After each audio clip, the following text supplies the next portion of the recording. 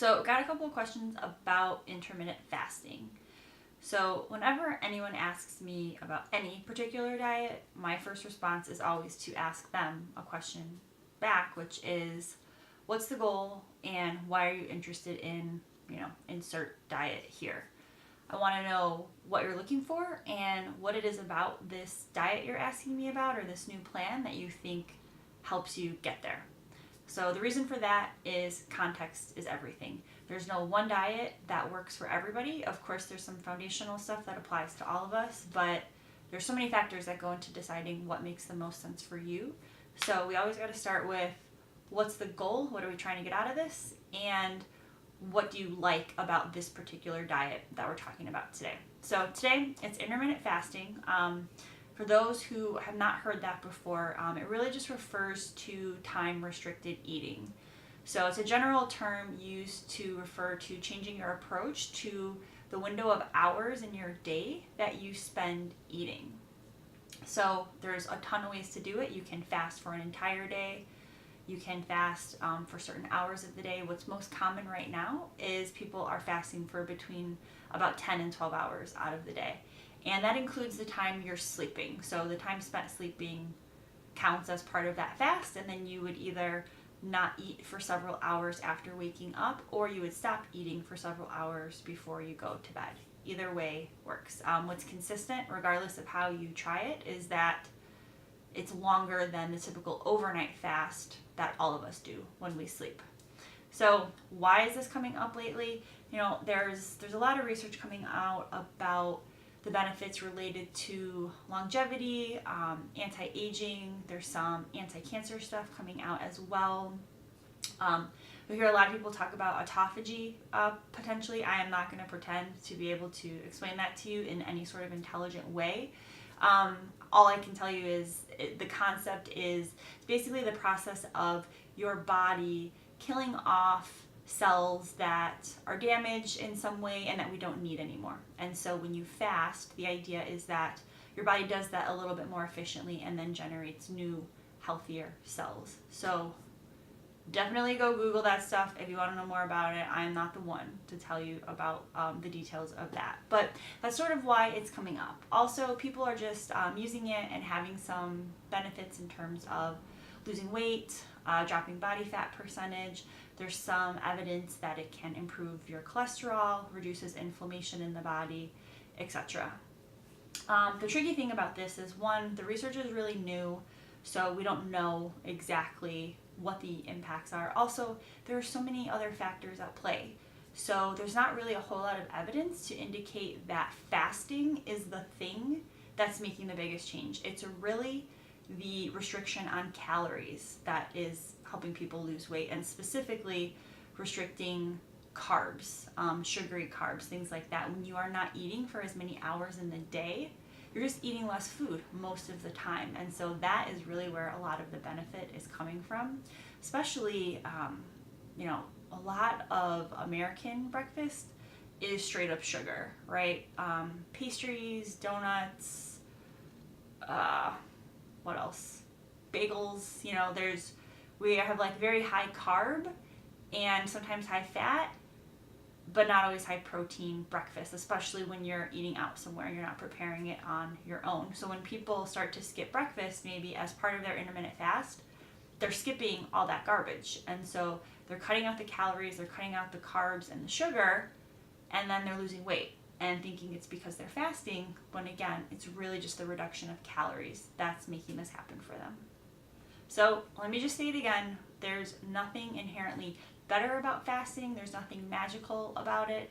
It's just that change in caloric intake that people are experiencing when they fast. So again, eating less, maybe eating a little better, that is really having the impact. So this is not to say that there are no benefits to fasting. There certainly can be. Relationships do exist.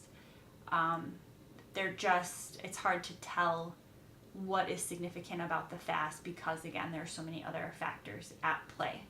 So this is where context comes in again. So why are you thinking about fasting? If your biggest concern is sort of health, longevity, anti-aging,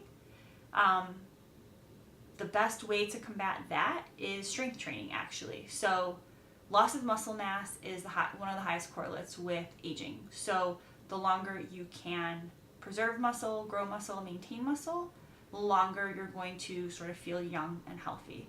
So that, hands down, beats fasting any day of the week. So definitely start there.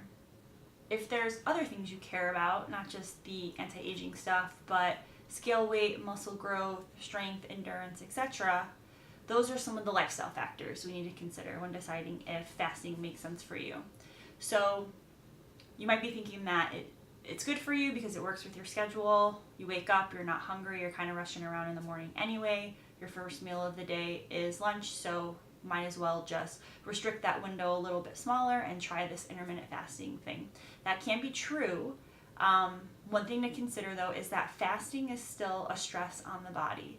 So if you have other stressors going on, this is just going to stack on top of that. And so if you're somebody who is rushing around in the morning and doesn't have enough time to sort of like sit and eat and digest, that's probably an indication that your schedule is a little bit out of control and you've got some other stressors going on.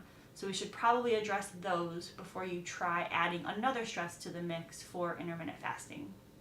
Now, say you don't have that much stress going on, you just really think this fits with your schedule and you kind of like it because you're not always hungry in the morning anyway, fine.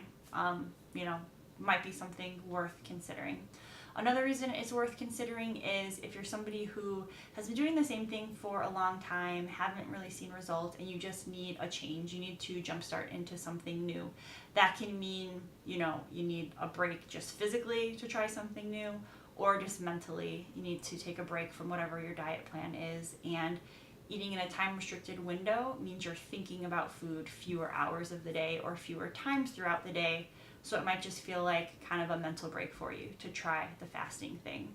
Those can be really good reasons to give it a try, especially if you're somebody who does well with following structure and rules, and you've liked things like nutrition challenges in the past, or eating clean for a certain number of days. This can really work well for you, again, as the jump start.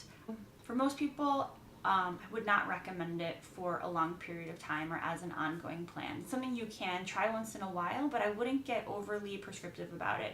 If you're out somewhere that doesn't have great options, like a work event or attending a party where they just don't have great stuff, or you're traveling and it's just hard to find high quality food, that might just be a time to conveniently try intermittent fasting. Just skip the meal. It's not the worst thing in the world for you to feel hungry for a couple of hours of the day. It's probably a good exercise for all of us to go hungry once in a while and really start to discern the difference between true physical hunger and mental hunger, or hunger that's sort of encouraged by stress and not a real physical feeling. So again, I wouldn't try to plan that out a whole lot. I would just think about your schedule and a day where it's going to be tough to eat what you want to eat anyway. So just consider skipping a meal or two here or there. It's not going to be a big deal. It's not going to be overly taxing on the body as long as you don't do it chronically. Now, if you start to do this more than one time a week, then you might see some negative effects to how you're feeling, how you're recovering from the gym, sleep, energy, performance in the gym. So I wouldn't get too crazy about sneaking it in during the week. But again, not a big deal if something you try once in a while. So intermittent fasting is not healthy when you go for too long. So, too many days in a row or too many days during the week where you're trying it. If you are exercising a ton and not getting a lot of sleep, not a good idea for your body. Also, if it's going to just create different kinds of mental issues for you around food. Mental issues meaning just going to make you neurotic about it and stress about it, and maybe even contribute to symptoms that are similar to eating disorders, where you're now all of a sudden fasting and not eating anything all day on Monday because you ate like a maniac over the weekend. That's not really the reason we'd want to apply this sort of thing. It's not good for your body, it's not good for you mentally, it's not going to help you see results in the long run. So those are a couple of reasons to not consider intermittent fasting. To recap, intermittent fasting is no more effective than reducing caloric intake in general. So there's nothing magic about it. Again, it comes back to how much are we eating in a day. That's what really matters. It can have a negative impact on you in terms of stress, performance in the gym, and sleeping. So just be careful about other stressors going on in your life. Get really honest with yourself about that and decide if this is something worth trying. But it's also not the worst thing in the world for some of us to skip a couple meals once in a while and start to figure out the difference between being hungry physically and hungry mentally, and not letting hungry always mean hangry, and being jerky to the people around us. Regardless of which diet you decide to try, whether it's intermittent fasting or not, again, basics are always going to be true. Control your calorie intake. What are you taking into your body? Control the quality of that food. So fresh, unprocessed whole foods, always going to be the way to go. Exercise regularly, always will throw that one in there. Regardless of how you're eating, we need to move. So whether that's in the gym, taking a walk, hitting the stairs when you're got a long work day, if you're at an office, whatever it is, we just need to move frequently. Once those basics have been taken care of, then it's really a matter of your lifestyle and personal preference. And again, the goals you're working toward that sort of indicate what makes the most sense for you diet-wise. Whenever you're making any kind of change, pay attention to what your body's telling you. Something that's hard for me to do sometimes too, but you've got to get into that habit of trying to sort of feel into what your body needs. That's ultimately where we should all be trying to head with finding the right diet for us. So it's not just how hungry are you, it's not just performance in the gym and recovery, though that's a big part of it. It's also mental stressors, how you're feeling emotionally, what's your mood, what's your energy level, how irritable are you with other people, how's your immune system, are you sick all the time? That is a sign that something's not quite right. What's sleep quality like, and how do you look? Are you happy with the scale weight? Are you happy with how your body is fitting into clothes? All of these things are important, and so keep track of them. If you do, nutrition coaching with me, I ask you to give me feedback on all of these things every week so we can track progress, we can see any red flags that pop up, and make sure we address them, because food is so important, movement is important, but that's not the whole picture, right? So we want to look at everything.